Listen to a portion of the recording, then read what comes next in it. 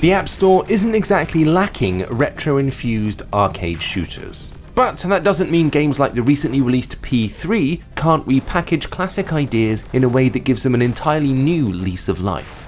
Your mission in P.3 is to save space. You tap or hold down the left or right buttons to begin moving and firing in either direction. Controls initially feel quite strange. This is because your ship will always drift in the direction of your last button tap regardless of whether you're still holding it.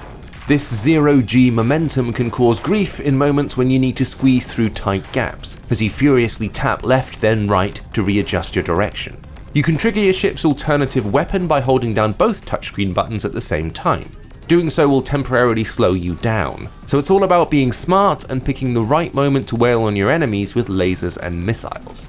Things start out simple enough, with basic enemies serving up only the slightest challenge, though you'll soon be required to weave your way through spike-filled tunnels one moment before racing to outrun a rapidly expanding, fungal-looking green mass the next. It's all incredibly cool to look at, with its rippling effects and striking minimalist palette generating distinct, borderline hypnotic visuals. As you'd expect from a retro throwback, the music is also catchy as all hell, without ever bordering on being annoying.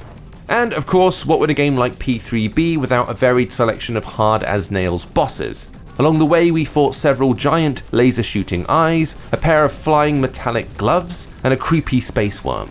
We also leveled up the dinky ship with reinforced armor, powerful missiles, and a devastating laser beam. One big issue that persisted throughout was the lack of any level select, or any sort of save feature. It's not a roguelike, or a traditional lives-based arcade game, and you can pick up from where you died or left off, provided you don't close down the app. Despite this, we've been drawn back again and again to P.3, getting further almost every time.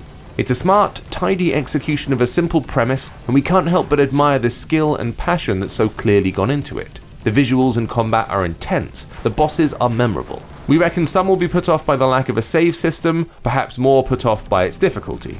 But P.3 is a strange, perhaps incomplete game that is absolutely worth braving.